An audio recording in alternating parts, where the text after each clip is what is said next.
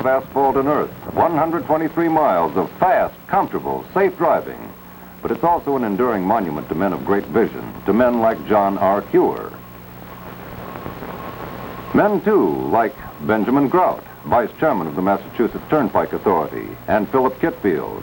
Yes, this was their day, May 15, 1957.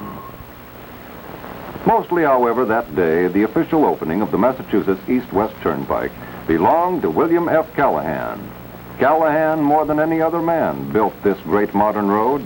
It was a proud day when, flanked by Governor Foster Ferkalow and former Governor Paul Dever, the ribbon was cut, and the Massachusetts Turnpike officially opened to traffic. Truly, May the 15th, 1957, marked an historic moment for the Bay State. And a festive moment, too. Thousands of spectators cheered, augmenting the band's blaring notes of triumph. That first day was toll-free. It appeared that nearly every motorist in the whole state was out for a trial spin. From the driver's seat, this looked like the nearest thing to heaven on wheels. It was. 6 lanes, 3 in each direction, a highway miracle knifing through the natural beauty that is the heart of New England, cutting through rocks if need be. For the turnpike driver, gone is the congestion, the bumper-to-bumper crawling. Towns are brought nearer to the commuter, bypassed for cross-state traffic. The world's safest and most courteous man behind the wheel, America's truck driver, could now relax and enjoy his job. Over the turnpike, his increasing share of the nation's commerce moved swiftly and surely toward its destination. Hills were flattened, and gaps were bridged. Big bridges, little bridges, more than on any comparable highway in the United States. No bottlenecks, no stoplights, no busy intersections. And no hairpin turns. On the turnpike, the curves are wide and sweeping. More and more, the full import of this limited access superhighway is being realized. Springfield, once a 3-hour miserable trip, is now just 90 minutes from Route 128. Worcester, to all intents and purposes, has become Boston's next-door neighbor. 3 hours of comfortable driving now carries the motorist clear across the state of Massachusetts. Goods shipped from Chicago, Detroit, Cleveland, and Buffalo are now only overnight from the hub and the revitalized port of Boston. As straight, as safe, as comfortable and convenient as man's ingenuity could make it, the Massachusetts Turnpike stretches across the state like a life-giving artery, 123 miles of it, with 14 entrances and exits geared to any and all traffic and weather conditions. Inconvenience to property owners and cost to the builders were minimized by building wherever possible through worthless land such as this. To see why and how it was built, let's turn back the pages of time. For the past 20 years, each Massachusetts State Public Works Commissioner and each Public Safety Commissioner was plagued by Route 9's accident problem. This was the main highway to Worcester, Springfield, and New York. When it was built way back in the days of the old Boston and Worcester high-speed trolley line, this double-barreled road between Route 20 and Shrewsbury and Chestnut Hill was the showpiece of the Commonwealth. But it had not allowed for the amazing mushrooming of auto traffic. State police patrols toured the highway around the clock. But death also rode the highway 24 hours a day. Engineers installed traffic lights, eliminated crossovers, and striped Route 9 with luminous white paint. Flashing delineators rimmed the roadway fences and trees, and thousands of traffic signs warned motorists that danger lurked at every turn and intersection. But the safety devices did not check the death toll, nor decrease the number of collisions. 77 traffic control signals stopped and impeded motorists between Route 128 and the New York state line. There were 203 curves with a radius of only 1,000 feet, a sharp turn for every 2/3 of a mile. It seemed almost hard to believe that this narrow, twisting road was the main connection between Boston and the West. To get caught behind a truck here was to lose precious time, to say nothing of patience. These spectacular shots of trucks coming down Jacob's Ladder out of the Berkshires at dusk were beautiful indeed, but with a fatal sort of beauty. Most of the traffic from the Midwest had to come down this narrow, twisting highway, little more than a widened trail, tedious, sometimes dangerous. Many trucks didn't make it. And when this happened, it was a loss of time and money, as witness this driver contemplating 8 tons of scrambled eggs. At that, he was one of the lucky ones. Better to explain this to the boss than to wake up in the hospital and ask the doctor what happened. Some trucks and some drivers made their last run on this treacherous stretch of road. The toll in equipment and lives was grisly. On a cold, blustery day, January the 24th, 1955, Turnpike Chairman Callahan turned over the first spadeful of earth as city and town fathers, engineers, and safety officials took part in the ceremony. And then the earth-moving equipment moved in. But before the actual grading could be started, a right-of-way had to be laid out, obtained, and cleared. That, too, is part of the story. The Turnpike Authority engineers laid out the highway with a minimum of displacements. Over the great portion of its distance, the Turnpike runs where no road existed before. Obviously, some families had to be moved. This little lady feeding chickens on her father's farm was feeding chickens on a new farm shortly after these films were taken. In each case of property displacement, a fair market value was worked out. And where her father had once stored farm equipment or housed animals, the contractors moved in and earth-moving machinery was stockpiled. Here, an engineer points out to a road builder the boundaries of the new right-of-way. These beautiful pastoral scenes had to give way to man's progress, but the grazing cattle found a greener pasture elsewhere, while the dairy trucks, which moved the milk to market, now move over a new, modern highway. Buildings that could be salvaged were jacked up and moved elsewhere. Structures not worth saving were demolished or burned on the spot. Some of the farm buildings were so old that moving them was out of the question. Other buildings were on back roads or in spots so inaccessible that it was more efficient to demolish than to move them. Along with the elimination of buildings along the right-of-way went the big job of clearing out trees. More than 4,000 acres of land were cleared in laying out the right-of-way. In some remote sections of the Commonwealth, the new highway cut through virgin forests. In other places, the road was hacked through acres of brush and scrub growth, none of which offered any possibilities for lumbering. When the trees were felled, they were burned for the most part. Some were salvaged for lumber, but mostly they had little value. Years ago, these felled trees would have been given away for firewood, but both contractors and conservationists discourage this practice today. In the first place, the trees were often in inaccessible spots. Tree experts frowned on moving the wood because, in such wastelands and undeveloped areas, the trees had not been cared for and were disease-ridden. So they were burned. But still, unauthorized scavengers in the woods and in the construction areas gave contractors gray hairs and hiked their insurance rates. Without the might and the versatility of the bulldozers, the job of clearing through the timber and brush would have been impossible. The sheer brute force of these monsters would have awed even a Paul Bunyan. When they backed off, strained on their caterpillar tracks and charged forward, brush and smaller trees were felled like so many matchsticks and either pulverized or pushed to a safe area for burning. A path 500 feet wide had to be cleared and made ready for the road builders along the entire 123-mile length of the proposed toll road. Extra space had to be leveled for concession and maintenance areas and for the interchanges. From the air, this initial work appeared as a spectacular scar from one end of the state to the other.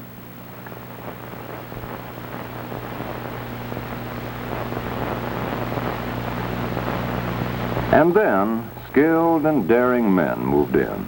This iron worker guiding a giant beam into the channel for the power hammer is 65 years old, an expert in his line, his age proof that he's practiced safety on the job. Skillfully, he directs the operator of a 100-foot crane as the bulky 80-foot H-beam is set into position. Walking along a 10-inch beam 100 feet or more above the ground is safer than crossing a busy street, for an experienced steel worker, that is. Stone drillers are in constant danger of falling stones and boulders, and that stone dust can be deadly. Dynamite is harmless by comparison. And what more dangerous than a bulldozer on a cliff of loose sand? The backfire from an asphalt plant pours out intense heat and has scarred this operator with visual proof of the danger he works in. Yet he meets the challenge with a defiant grin. Tons of rock are loosened when ledges are blasted with giant dynamite charges, and no one can predict which way a rock will bounce. The flying, jagged fragments are as dangerous as shrapnel when the blast goes off. There were an average of 10 blasts a day during the year and a half of the Turnpike construction. And when a big power shovel casually drops a 5-ton boulder into a truck, the smart driver does just this. Men died building the Turnpike. Inanimate but costly machinery died too. Here, for example, is a $35,000 Euclid rock dump, totally destroyed by an accidental rock slide. Mishaps like this mean delays and headaches. And imagine how the contractor felt when this 4½ yard power shovel, value $150,000, was virtually destroyed by a premature dynamite blast buried under hundreds of tons of rock. As if that explosion of a whole field of dynamite charges, touched off by a freak Berkshire electrical storm, wasn't enough. There was also vandalism. This mobile crane plunged down a hill and was badly damaged because vandals released the brakes. Vandals also stripped engines, and they put water in gasoline tanks. Machines moving sand and gravel and rock stirred up huge clouds of dust. Dust which seeped into motors and engines and working parts of the road-building machinery, causing breakdowns and precious man-hours for in-the-field repair. Gears simply can take so much, no more, and sometimes even the mightiest of equipment gave out. Huge tires made of enough rubber to furnish the average motors with automobile tires during a lifetime were torn to shreds by sharp rocks. When breakdowns did occur, field repair units worked round the clock, for as many as 10 trucks and drivers were idled when a huge shovel like this was out of commission, and this Euclid truck suffered damage from a cave-in. Men and machines literally moved mountains and relocated rivers to build this highway. Here, men knocked down part of a mountain and fill a valley so that both became a huge plain. Moving the mountain was relatively simple when the mountain was basically sand or gravel. The power shovels took enormous bites out of the surface, deposited them into trucks, and the trucks dumped them elsewhere. Then strange contraptions called bottom dumps moved in, scooped up loads of sand and gravel, raced to the dump, and emptied the load by the simple expedient of opening the bottom of the vehicle without actually coming to a full stop.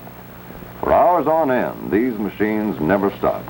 No need to stop for loading. They merely drop the scoop, growl along until the body is filled, then race away. A little slower while they loose the load, and then back for a refill. That word race has a particular and peculiar connotation to the road builder. Everything is a race against time. The Massachusetts Turnpike Authority set a target date at which time it hoped to open the road to public traffic. Every day's delay, yes, every hour's delay, meant another accident, perhaps another death, and mounting economic losses as the Bay State's lifeblood of traffic tried to flow through narrow arteries and strangled itself in bottlenecks that failed to expand to accommodate increasing traffic. Just as the Turnpike Authority set a target date for the opening, so too did the authority impose a limitation on the contractors who did the actual building. When the builders submitted contracts and sought the jobs on the basis of low bids, the specifications included penalties for the late completion of their contracts. Not only must the contractor forfeit hard cash for failure to complete his project on time, but the contractor had to pay his men for the hours they put in. Thus, if a contractor estimated that 100 men would do a job in 100 days, and during that period they would wear out 10 pieces of equipment, it followed that if it took those 100 men 110 days, he had 10 days extra salary to pay, and he'd worn out 11 pieces of equipment instead of 10. A 10-day time loss could easily cost a contractor $100,000. The race, therefore, was in grim earnest. In most cases, the contractor worked his equipment around the clock, with 3 separate shifts to man them during the 24 hours, and with huge repair units set up in the field to repair and service machinery and keep it working at top efficiency. Enough portable lighting was used in building this highway to floodlight every baseball diamond in Massachusetts. Still, there were inevitable delays. This mountain of sand near Lee had to be moved back when Chairman Callahan feared that some freak landslide might send it cascading down into the village. In another spot in the Berkshires, more than 100 miles from Boston Bay, a road builder uncovered a glacial deposit of very fine sand. Sand which obviously had been washed into its present location by ocean waves 1 million or more years ago. Teams of bulldozers plowed through and over these glacial deposits, shifting sands, yes, changing an entire landscape to level a grade for man's blueprinted dream. The more risky jobs were done entirely by volunteers. But men and machines reshaped in a matter of months what it had taken nature thousands of years to build. Huge earth-moving equipment with mammoth tires navigated steep, rough hills like tanks, moving where no car would dare venture. The Herculean task of moving mountains of sand and gravel from one spot to another was child's play compared to building a grade through ledges of solid rock. Here, for example, where the Turnpike was hacked right out of the side of a mountain, high above the Westfield River Valley, it took more than machinery. It took power, raw power. It took the tremendous force of nature itself compressed and utilized in the form of dynamite.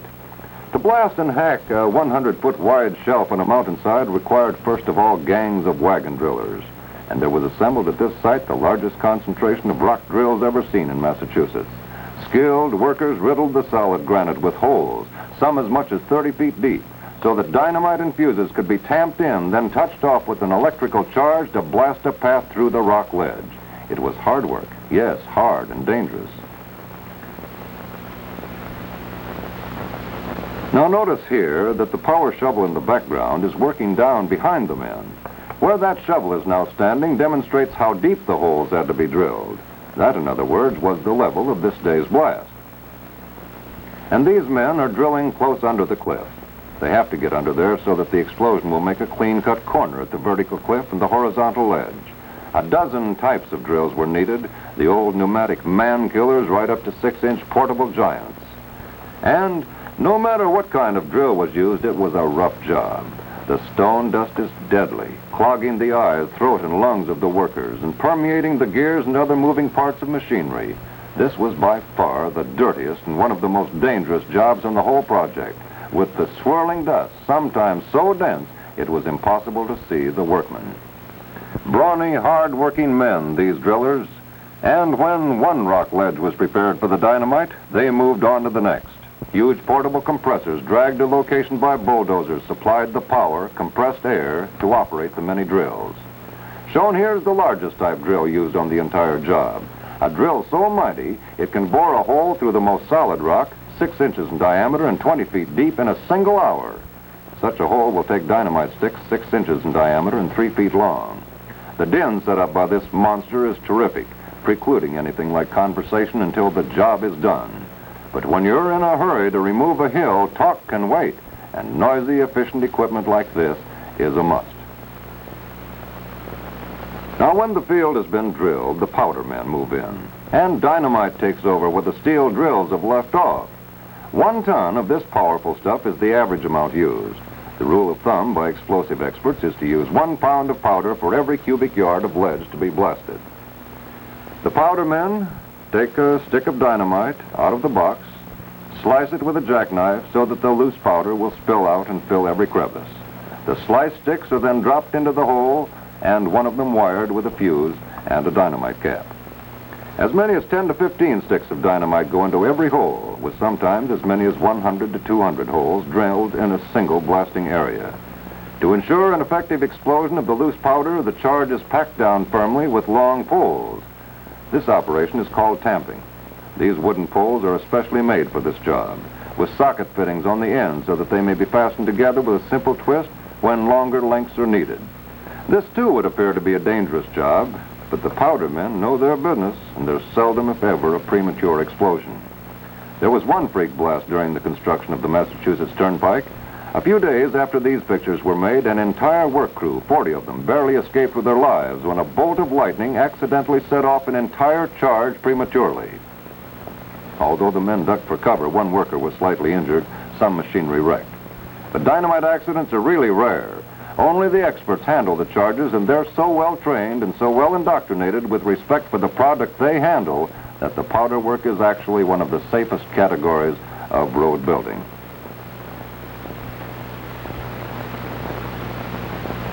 When the drill holes have been filled and wired together for the blast, all men and equipment are evacuated to a safe area.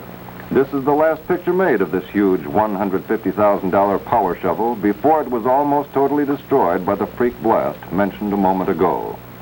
All equipment used in the area is moved to a predetermined spot, and there parked with windshields, headlights, and other glass facing away from the concussion.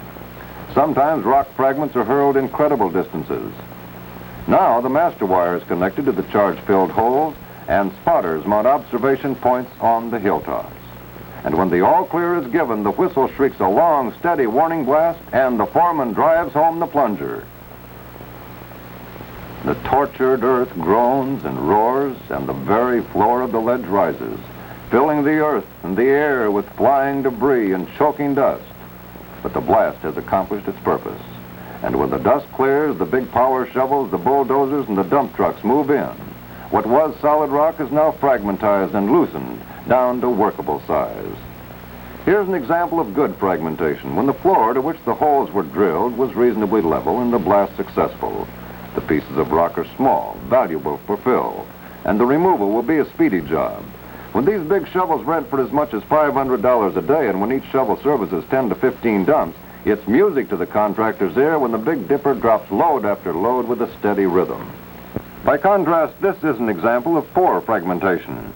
Here, power shovels are called upon to move boulders weighing up to several tons. They have to fight for every stone they pick up. Naturally, it's hard on the equipment, with snapped cables and stripped clutches resulting. The rock itself, in this case, is sheer waste.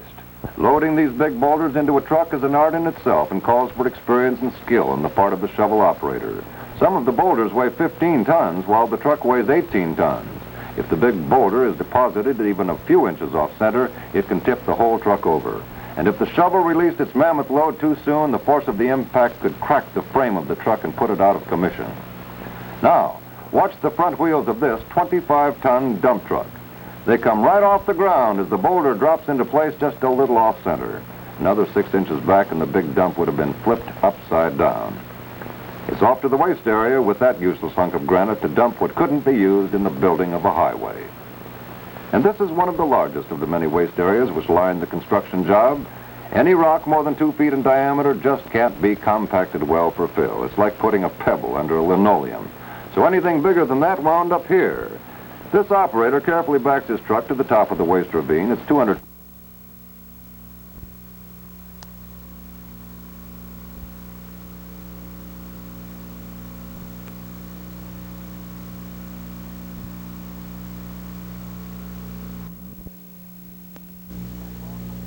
That wound up here.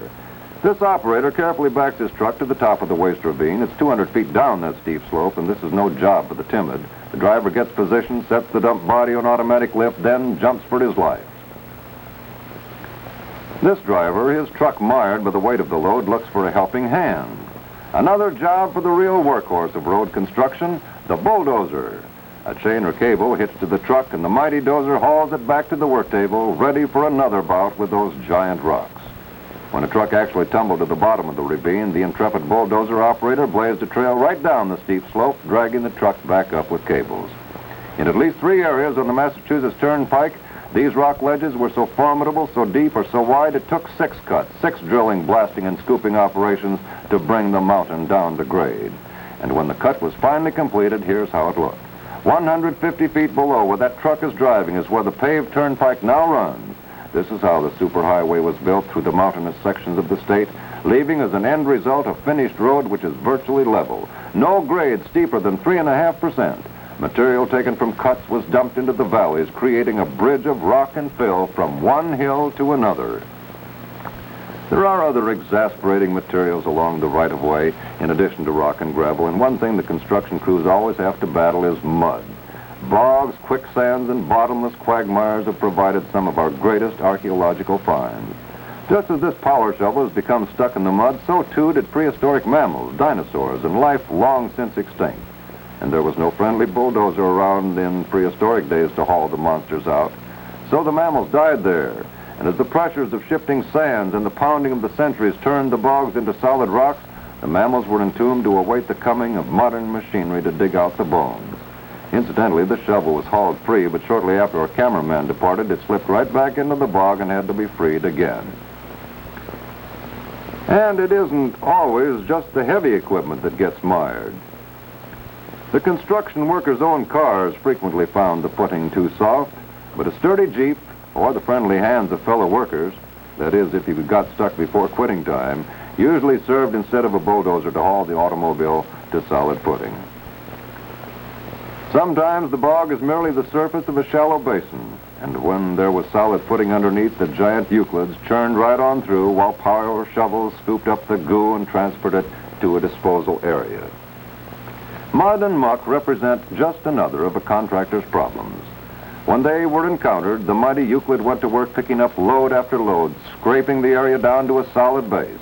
During the construction, the deep cuts frequently disturbed nature's water table through the gravel drainage areas, causing hundreds of wells to go dry.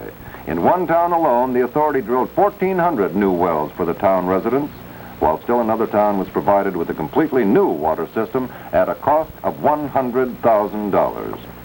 The man who photographed all the scenes you're seeing, Bob Dixon, had his own special problems. Consigned to record on film all phases of the Turnpike's construction, he had to get where he was going the best way he could. Where there were no bridges, he just drove through the streams. Where there were no roads, he managed to navigate over old logging trails.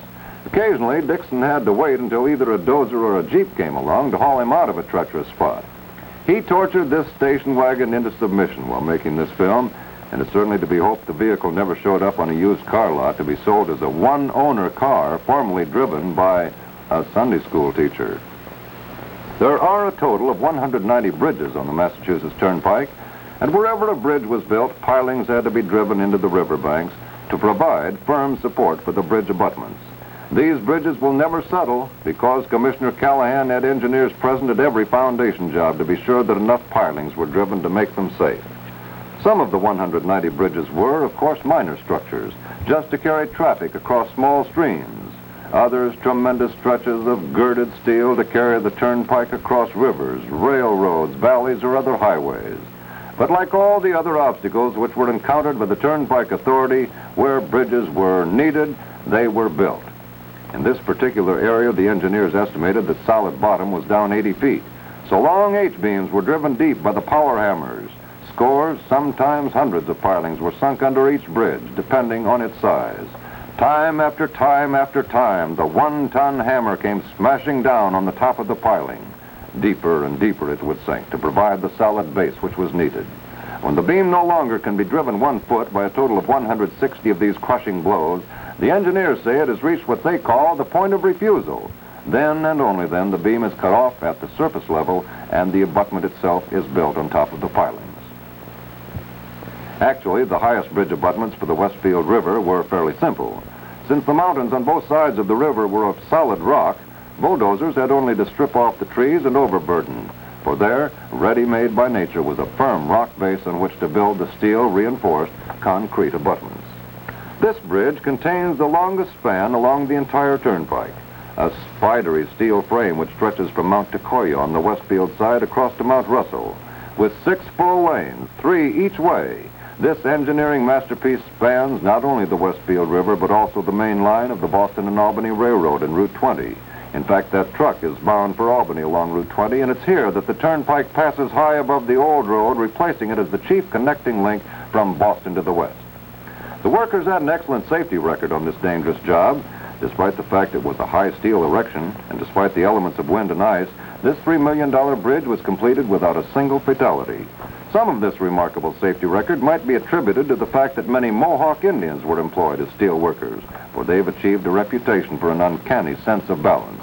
For this reason, any steel company will hire a Mohawk brave just as soon as he comes of age. Many steel workers are migratory, moving from bridge site to bridge site, leaving a network of steel behind them. Here's how the unfinished span appeared, as viewed from the base of the bridge's center abutment. 180 feet from the river to the level of the turnpike, a height equivalent to that of an 18-story building. Looking from the Westfield side, it reaches 1,585 feet across to Russell. This span saves a tortuous 8-mile drive along the old road. It was very costly building a turnpike through the Berkshires, and the return in tolls was expected to be small in comparison to the building costs. But the work had to be done, so the Massachusetts Turnpike would connect with the New York Thruway and the superhighways in the northern part of the country. Of the other 189 bridges built along the 123 miles of the Turnpike, 5 crossed large rivers in the Bay State, while others crossed town roads, railroads, state highways, or wherever any access was cut off by the superhighway.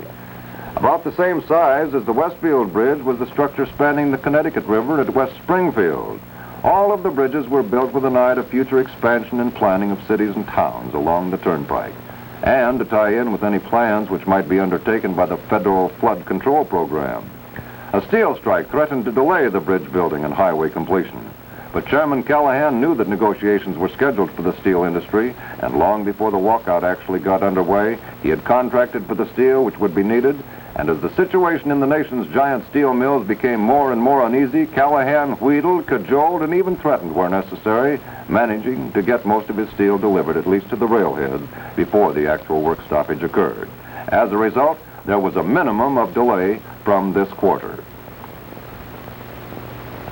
These queer-looking footbridges zigzag across the Turnpike at Lee. They're a part of the Appalachian Trail, and to satisfy hikers, they had to traverse the original paths worn into the hills by Indians.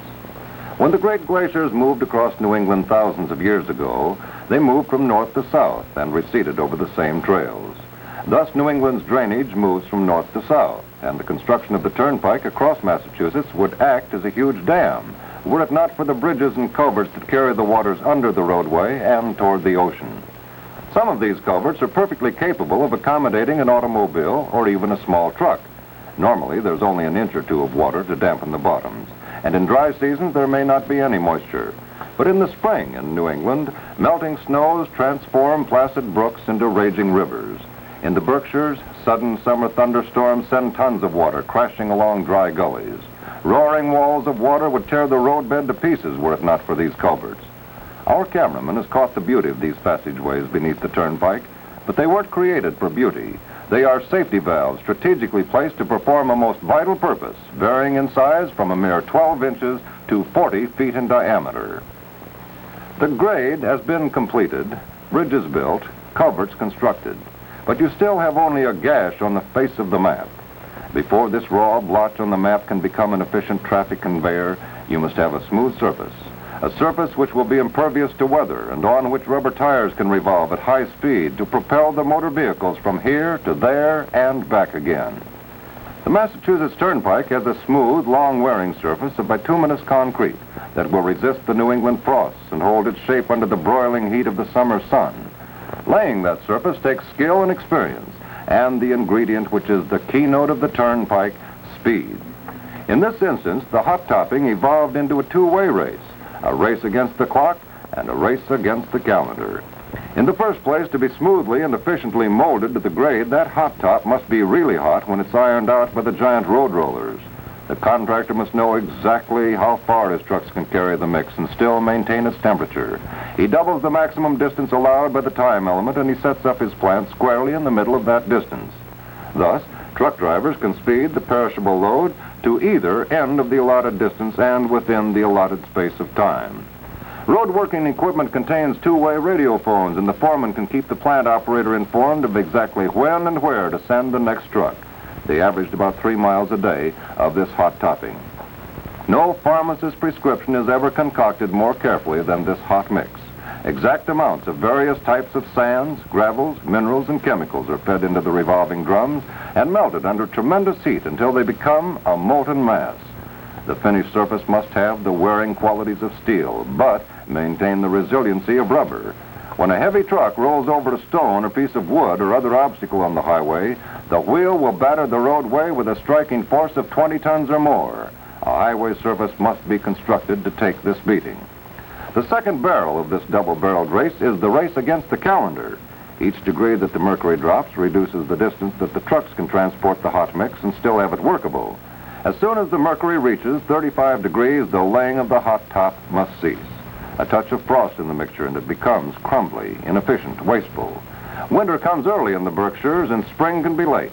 So the race is to get that surface laid and smooth and ready for traffic before the mercury hits the freezing mark, and before snow halts the trucks and the spreaders and the rollers. Every foot of the hot top must be completed. The Massachusetts Turnpike is a limited access toll road. There's no place for detours. Even if traffic could have been detoured around some unfinished area, the motorist and the authority would have been right back where we started. The detour would be the bottleneck that the toll road was constructed to eliminate. So the road builders raced against the clock to get the macadam ribbon completed from Route 128 in the east to the New York state line in the west before the mercury dropped and the snows came. But in spite of all his successes, man has not completely conquered nature, and this time the old gal had her laugh. The race was lost. Winter roared in early that fall, and the opening of the Turnpike, scheduled for November of 1956, had to be postponed until May of 1957. It was a heartbreaking defeat for the road builders who almost beat the clock, almost but not quite. And like all economic setbacks, it was a costly defeat. Whole fleets of trucks immobilized until spring melted the snows and the sun brought the frost out of the gravel roads so that it was safe to renew the hot topping. The cooking plants were shut down, their operators idled. The road rollers and the spreaders and the graders lined up along the right-of-way, a mechanized army immobilized by the mercury. Only a skeleton crew remained. For them, a boy sliding down with a bucket of hot coffee was a most welcome sight. Building a turnpike is not enough. It must also be maintained and patrolled. 5 maintenance plants have been erected along the pike, each connected with microwave radio system. Whole fleets of snowplows and sanders are ready to go into action at a moment's notice. Emergency repair units can be dispatched to aid a distressed motorist by radio, and mileposts mark each of the 123 miles so that radio dispatchers can direct repair cars to the motorist without loss of time and trouble. There's a basic 60-mile speed limit on the pike, which is reduced when bad weather conditions dictate. In fact, the maintenance crews can cope with anything almost except a mirage, and there are mirages. Watch this car disappear into one. For the comfort and convenience of the motoring public, a series of restaurants and gas stations dot the pike at regular intervals. All told, there are 9 service stations along the entire length of the toll road. 8 of these are built in conjunction with the restaurant, making it possible to have a bite to eat while getting gas and oil or repairs for the car. 3 major oil companies have the gas station concessions, while the restaurants are leased to Howard Johnson's, and all are open around the clock, 24 hours a day. While the speed limit on this expressway is extremely liberal for New England, 60 miles an hour except when posted otherwise at the toll gates, there are those who will exceed it. For these, or for protection from such as these, the Turnpike is continuously patrolled by Massachusetts State Police. 3 state police barracks are located on the Turnpike, and these barracks are connected with the patrol cars, with the Turnpike maintenance depots, and with the emergency repair cars by radio. The general public may be unaware of it, but the Massachusetts Turnpike is the main evacuation route from Boston to the west in the event of a disaster which necessitates exodus from the metropolitan area. Some seers peering into the future predicted that there could not be a boom along the Turnpike, as has occurred along Route 128, with hundreds of millions of dollars going into new industries, businesses, and homes. But the evidence appears to belie this. At Natick, the Carling Brewing Company has built this beautiful new plant. The Ford Motor Company, which of course has a tremendous assembly plant in Somerville, finds it simpler to service its parts from this new modern warehouse, also in Natick and located in the same industrial community on Speen Street. Another member of this expanding community is the New England distributing warehouse of a popular premium plan, the S&H Green Stamp Plan. These big plants make sure that the Turnpike will be built before locating where they did. And adjacent to these buildings is the plant of the Best Packs Box Company, specialists in packaging, the main contributing factor of all this new building around the Natick interchange, of course, the Turnpike. And another neighbor is the warehouse of the Aluminum Cooking Utensil Company. These firms find it expedient to ship in and out of New England, then distribute their products from this Natick Industrial Park. Heavy industry finds the new pike a godsend. The Wyman Gordon Company plant at Millbury is one of these. This plant, owned by the U.S. Air Force, is internationally famous. It houses the largest manufacturing press in the whole world, capable of stamping out a complete airplane wing or fuselage. Located between Worcester and the Turnpike, just a few minutes from the Millbury interchange, Wyman Gordon employs thousands. Hundreds more are employed by the Fruhoff Trailer Company plant, located at Westfield. Fruhoff has more than a passing interest in the Turnpike because the construction of roads such as this expands the use of Fruhoff trailers. Viewed here are the sea-land trailers specially designed for transocean and Turnpike travel. Westinghouse Electric Corporation, one of the nation's great industries, has a large plant at East Springfield. The Monsanto Chemical Company, the world's largest, is expanding its operations adjacent to the Turnpike in Chicopee. Here we view it from the front as seen from across the Turnpike, a sprawling industrial giant manufacturing products which find their way into the far reaches of the world. From another vantage point, we see Monsanto's huge parking lot, filled with row upon row of shining cars. Where industry thrives, the whole community benefits. Good wages mean more homes, more food and clothing purchased, and more money in taxes to local and federal governments. This familiar trademark, of course, denotes the plant of the General Electric Company. Located in Pittsfield, General Electric is the biggest industry in that city, the backbone of its economy. One of the greatest benefits which the Turnpike can have is to bring new and varied industries to the communities it serves. The more industries and plants, the more people gainfully employed, and the more stable the economy. At the Lee Interchange, a steel mill is going full blast, its shipping problems reduced materially by the Turnpike. An old established industry, the Wickwire Spencer Wire Company, is located at Palmer. And this truck, which has just left the plant loaded with General Motors valve springs, has but an overnight drive to its destination. Wickwire Spencer is the world's largest manufacturer of wire cable. Before the Turnpike was built, the company's trucks would have been virtually crawling over these antiquated trails. With this evidence before us, the prophet who says there will be no great industrial boom along the Turnpike may be brave, but he is also like the ostrich hiding his head in the sand.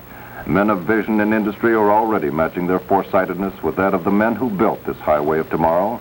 Work is going along at full speed on new and vast industrial sites at Sturbridge, Natick, Framingham, Chicopee, and elsewhere along the pike. Upon completion of the New York State Thruway, truckers or businessmen can move from the Atlantic Ocean in the east to the heart of Wisconsin, over express highways that link every major city from Milwaukee to Boston. And when the Turnpike is extended into the city of Boston proper, the St. Lawrence Seaway will no longer pose a dire threat to the port of Boston and to New England commerce.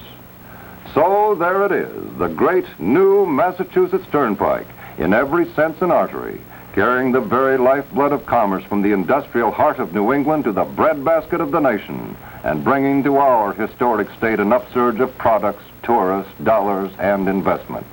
Massachusetts has taken another important step forward, and to those responsible for the Turnpike's building, we say, hats off.